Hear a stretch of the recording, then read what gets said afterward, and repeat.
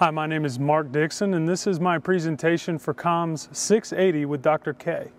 My research proposal is about the importance of servant leadership and implementation of organizational culture.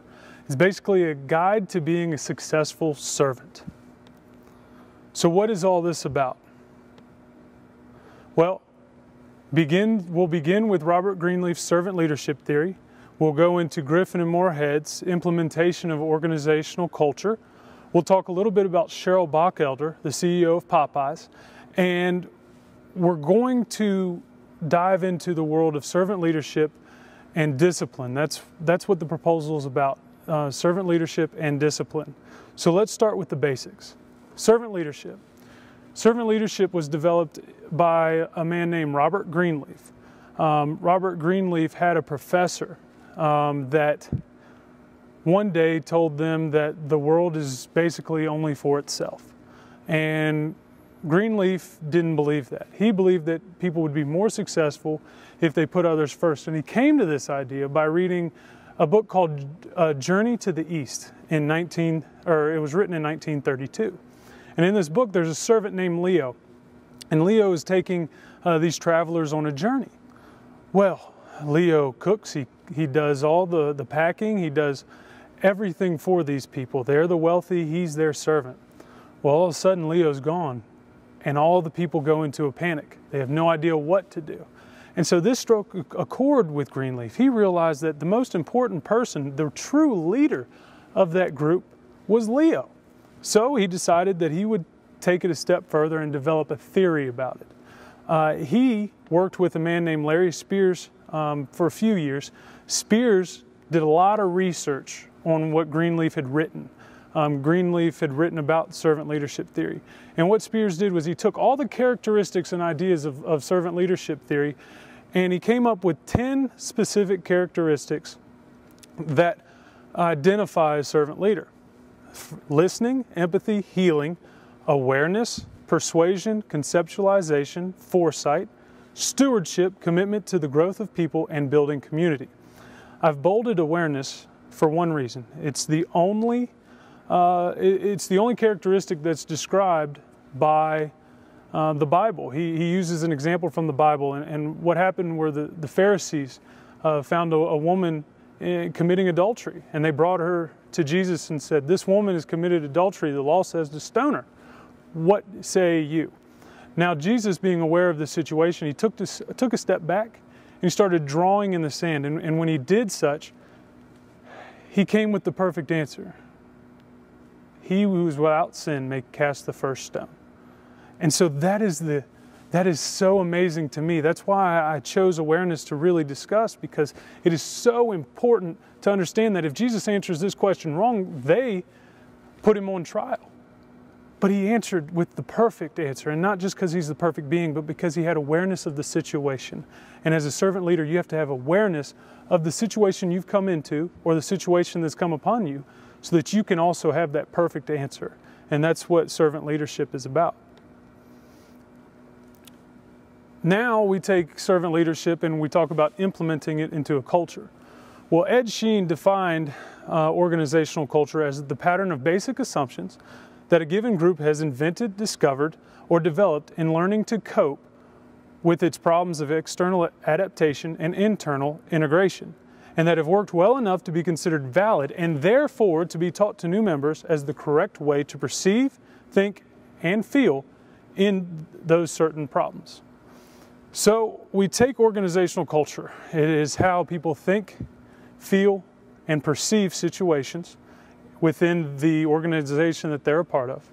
And we find 5 steps developed by Griffin and Moorhead. Those 5 steps are: you formulate strategic values, you develop cultural values, you create a vision, you initiate implementation strategies, and you reinforce those cultural behaviors. It's very important to continue the growth of that organizational culture.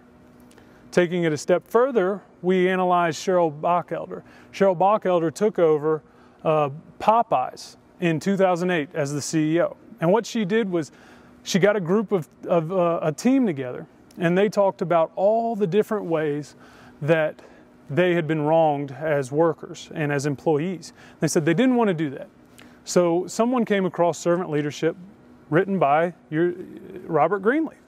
And she decided that's the culture they wanted to implement. That's how they wanted people to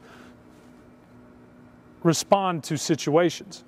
So in that, she began with developing cultural values. And the cultural values they came up with were serving the people well above self-interest. And that's the team, that's their goal. They want to serve people well above self-interest. So they want to put others before themselves.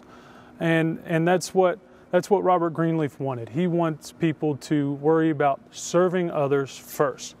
So then, after they developed cultural values, they went into strategic values. And for that, they decided that to be good servant leaders, you have to prioritize who you're going to serve. So strategically, they chose that they would serve and put priority on the franchisees, because those are the ones taking the risk. They're the ones buying Popeyes franchise tags and licenses and building the restaurants and running the restaurants. So she decided to work with them. So then they have a vision. And this is what Bach-Elder says the first time she meets all of the franchisees in one place. She says, "One day Popeyes will again be the hottest concept among U.S. quick service restaurants.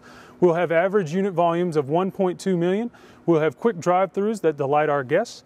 The franchise owners will build more restaurants with good financial returns to the franchise owners. Over time, we will more than double the size of the chain." So they had the vision. Now, how do you implement something like that? Well, they came up with 6 different key points that they were going to do to implement. Be passionate, listen carefully, be fact-based and plainful, follow the statistics is really what that is talking about. Coach and develop. How can you expect people to be servant leaders if you don't coach and develop them? Be held personally accountable and value humility. Her results were astounding. The stock prices increased. When she took over, they were under $10. By 2012, the stocks were above $40. The stock outpaced the total S&P 500 between 2008 and 2012. I was telling one of my friends about this, and he's a coach here at UVA Wise, where I work, and he said, "Well, how could I do that when I have to discipline people?" He said, "You can't be a servant and discipline at the same time." So I decided to study into it. And Mitch McCrimmon, who's a specialist in organizational management, is quoted as having said this in 2010. "The truth is that while managers fire employees who aren't performing, no servant can fire his master."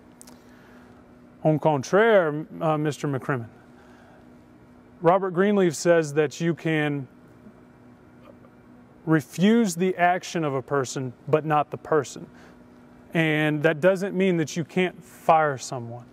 That doesn't mean that their actions have detrimented you enough that you can't fire them. So, do I have any proof to back that up? I don't. That's what this study is about.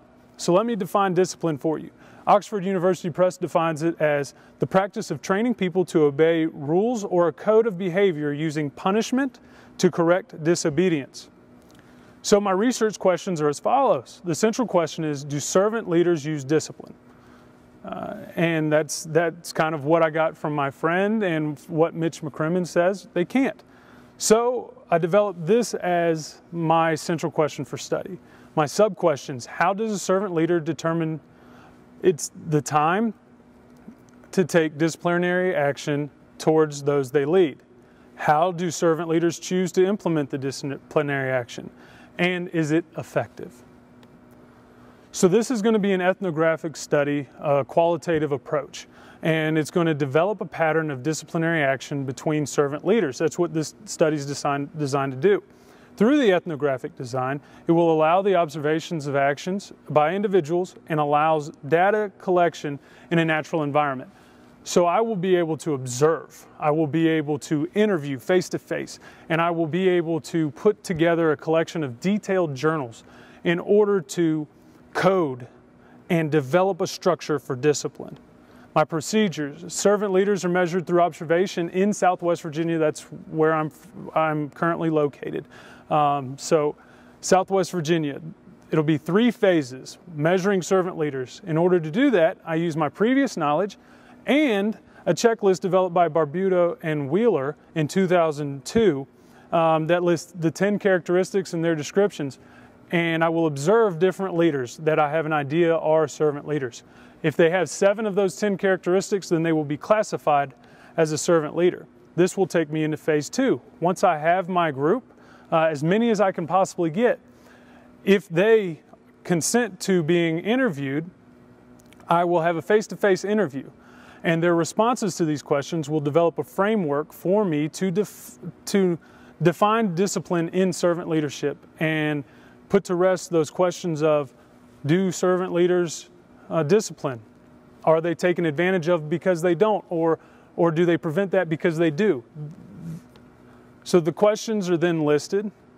What is the role in the organization? How do you view disciplinary actions? So on and so forth.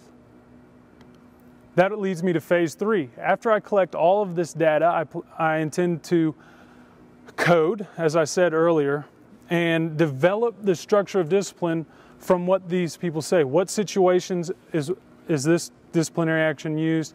How do they measure how harsh the discipline needs to be? And so on and so forth. So as a summary here, phase 1 through 3 will triangulate data and give you that structure for servant leadership and discipline that's needed. It creates detailed real-life examples. So it's not just something that I'm making up. It will be peer-reviewed to prevent bias and to ensure accuracy, and it will help determine if discipline is used in servant leadership. Servant leadership is very dear and near to my heart. I've always thought of myself as a servant leader, and I've always hoped that I can influence the world with it. I want people to see that it can be effective, that life's not all about the almighty I, but it's about others, serving others, in my case for the Lord. But if I can just get into that secular world, that secular vision, and show that servant leadership is impactful and that you use disciplinary action so you will not get taken advantage of in the right way, then I think it will have an impact. I thank you for listening to me. I believe I'm over my time, and I look forward to interacting with you all later on in future classes. So thank you.